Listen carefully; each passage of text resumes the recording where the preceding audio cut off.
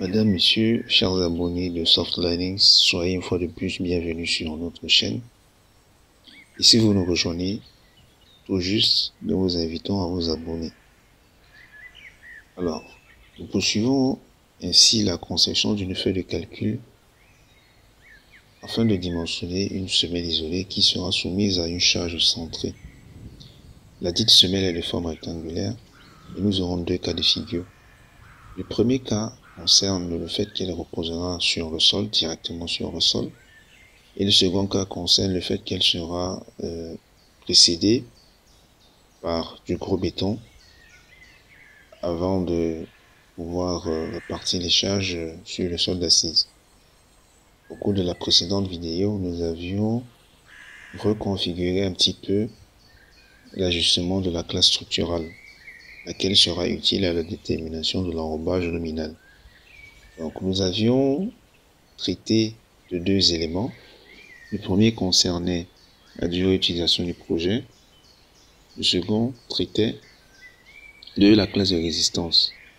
Alors, au cours de cette vidéo, nous allons rajouter deux autres éléments qui serviront de critères justement à l'ajustement de la classe structurelle afin de savoir laquelle sera utilisée dans l'ensemble du projet. Sur ce, nous vous souhaitons une bonne suite de formation.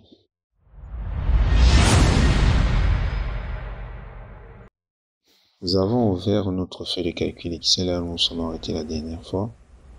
Et nous allons nous rendre tout d'abord dans le recode 2, partie 1 sous partie 2, à la page 48, laquelle nous a été utile dans la dernière étape.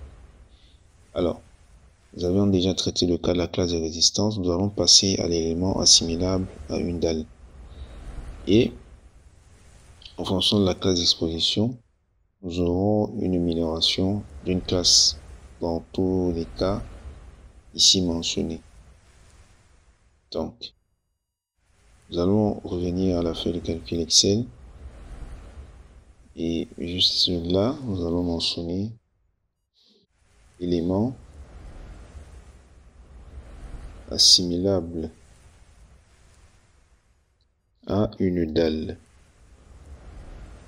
Élément assimilable à une dalle.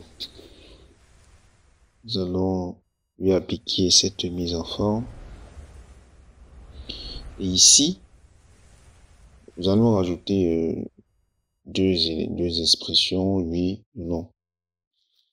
Pour ce faire, nous allons rendre dans l'onglet base de données. Et nous allons ici insérer un titre qui sera intitulé réponse oui / non. Copions cette mise en forme, l'appliquons là. Et nous allons nous limiter à une seule cellule au lieu de fusionner deux. Ici, ce sera un fond blanc. Donc, ici, nous aurons oui. En dessous, nous aurons non. Et nous allons placer le test ici en taille 12. Il sera centré dans la cellule. OK. Nous revenons à l'onglet semelle isolée. Et nous allons engendrer une liste déroulante grâce à l'option validation de données. Nous allons dérouler ici, nous partons sur liste. Et la liste qui sera prise en considération, c'est celle-ci. Ensuite, nous tapons entrée pour valider. Nous cliquons sur OK. Et voici notre liste déroulante qui est activée. À la suite, nous allons appliquer cette mise en forme à notre cellule. Voilà. Et ici, nous allons revenir d'abord à l'Eurocode. Vous pouvez constater que pour toutes les classes d'exposition, lorsqu'on traite de l'élément assimilable à une dalle, il y aura une minoration d'une classe. Il y aura une minoration d'une classe. Chaque classe d'exposition. Et là, c'est en fonction de la durée d'utilisation du projet qui est de 100 ans. Donc, ici, sera une condition, nous allons taper égal si le contenu de cette cellule affiche, mettons, guillemets, si ça affiche oui, il faudra respecter la casse, c'est-à-dire le fait d'avoir soit des lettres majuscules, des lettres minuscules. Parce que si le oui dans cette cellule a été tapé avec un O minuscule et que l'on vient rentrer un O majuscule, alors la fonction si ne sera pas vérifiée. Donc nous avons oui, dans le cas contraire, nous aurons non. Ou tout simplement, disons que le résultat affiché c'est 0 parce qu'en réalité, c'est la minoration ou la majoration qui nous intéresse. Donc, si le résultat qui est affiché c'est 8, voilà, alors nous aurons ici moins 1. Dans le cas contraire, la valeur qui devra être affichée, ce sera 0. Tapons Entrée, voilà. Nous allons copier la mise en forme suivante. L'appliquons à cette cellule. Avant de continuer cette vidéo, nous souhaitons vous présenter la plateforme de formation www.softlearnings.com. Sur cette plateforme, vous aurez l'ensemble de notre catalogue de formations pour vous accompagner dans l'acquisition de nouvelles compétences, mais aussi l'ensemble des outils et des solutions métiers développés pour vous aider au quotidien dans vos différentes missions. Vous avez aussi la possibilité de réserver vos places pour nos différents séminaires que nous organisons tout au long de l'année en venant simplement dans l'onglet séminaire et en choisissant le séminaire auquel vous voulez participer. Nous souhaitons par exemple prendre une formation, nous allons cliquer dans l'onglet formation et nous allons choisir cette formation que nous souhaitons ajouter au panier. Vous pouvez simplement cliquer sur ajouter au panier ou si vous souhaitez avoir la description de la formation, vous allez cliquer sur voir plus. Dans cette description, vous aurez l'ensemble du contenu de la formation. Vous avez la possibilité de voir les 2 premières vidéos de la formation, mais aussi la description de la formation et l'ensemble des outils qui sont mis à votre disposition pour la formation. Une fois que vous êtes convaincu, vous allez simplement cliquer sur ajouter au panier. Et lorsque vous ajoutez au panier, vous allez aller dans votre panier. Dans votre panier, vous allez attribuer ou bien mettre votre code promotionnel si vous avez, afin de bénéficier des réductions, et cocher cette case pour accepter les modalités de vente et vous allez procéder au paiement. Lors du paiement, vous avez 3 possibilités. Donc, soit vous pouvez prendre un paiement pour 6 mois, pour 12 mois ou pour 24 mois. En fonction de celui que vous allez choisir, vous pouvez choisir pour 12 mois ou pour 6 mois. Ça dépendra de vous. Au niveau des paiements, vous avez un paiement par carte bancaire si vous possédez une carte bancaire. Et au cas où vous n'avez pas de carte bancaire, vous pouvez payer par mobile money. Et si vous souhaitez bénéficier de 20% de réduction sur tous les achats que vous allez faire sur la plateforme, vous allez simplement payer par des softcoins. Comment faire pour recharger votre compte de softcoin? Vous allez simplement venir dans l'onglet softcoin à ce niveau. Et lorsque vous arrivez sur cet onglet, vous pouvez sélectionner votre recharge ou entrer une recharge personnalisée à ce niveau. Nous allons simplement choisir que nous voulons recharger de 140 euros. Vous allez cliquer sur recharger. Et à ce niveau, il sera question pour vous de pouvoir entrer vos informations bancaires ici pour faire votre recharge.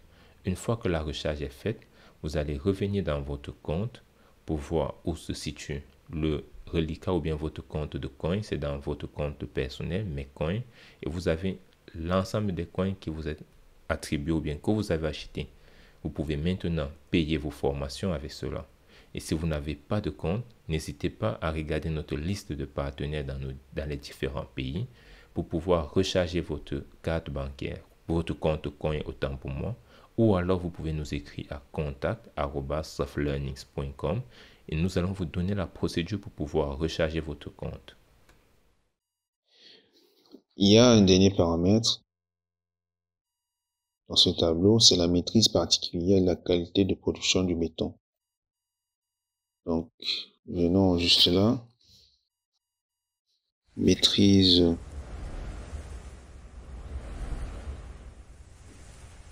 particulière de la qualité du béton. Effectivement, il y a des cas dans lesquels, des projets pour lesquels on peut avoir une idée très exacte de la qualité du béton. Et des projets pour lesquels l'on ne peut procéder que par hypothèse. Donc ici, ce sera le même procédé par validation de données. Nous allons détecter une liste qui se trouve dans l'onglet base de données, puis nous tapons entrée, ensuite nous tapons OK. Donc nous allons prendre par exemple la première option qui est oui, et cette mise en forme, nous allons l'appliquer à la cellule en dessous.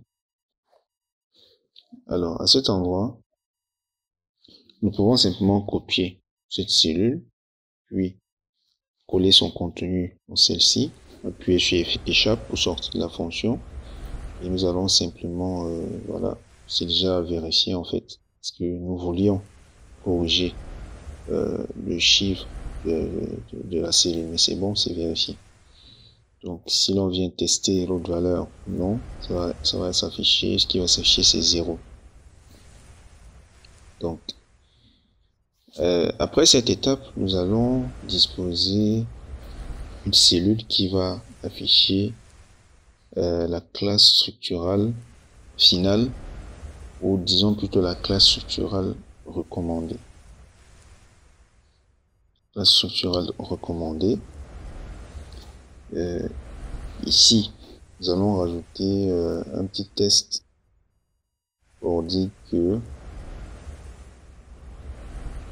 la classe structurale que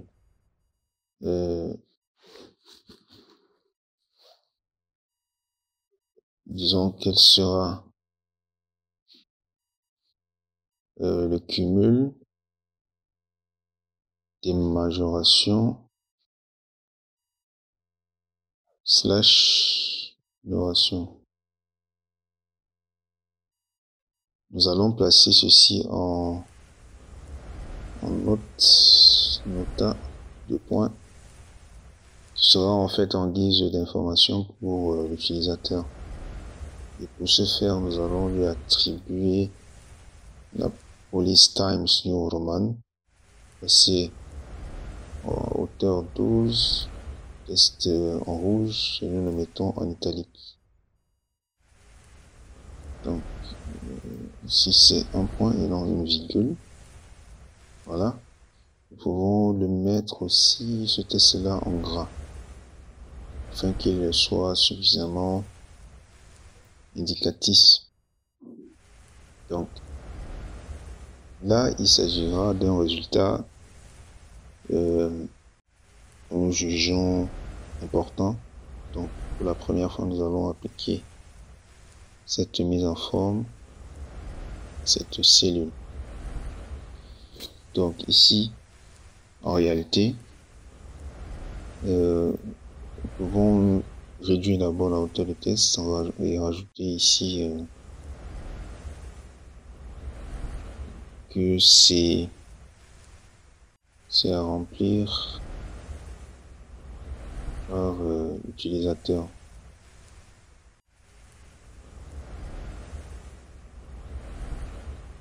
Utilisateur.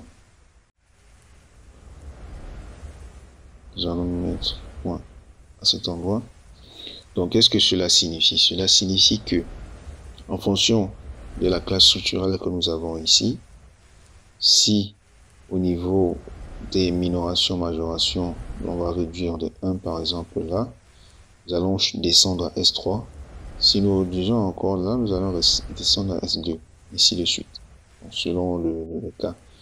Donc, il s'agira de faire la somme des éléments et retrancher chiffre obtenu ici, retrancher 4 au chiffre qui sera obtenu ici. Dans le cas où nous avons plutôt 0 à chaque fois, par exemple, si nous avons 25 ici, alors la valeur normalement qui va s'afficher c'est 0. Peut-être que nous aurons besoin de revoir un petit peu la configuration de cette cellule-là. Mais nous n'allons pas faire long. Nous allons nous arrêter d'abord à cet endroit afin de donner une suite à notre formation dans la vidéo qui suivra, la vidéo 14. D'ici là, portez-vous bien et à très bientôt. Si vous avez aimé la vidéo, un like nous fera plaisir, des partages nous encourageront énormément et surtout, vos appréciations et vos avis dans les commentaires nous permettront de nous améliorer. En attendant, nous vous donnons rendez-vous dans la prochaine vidéo.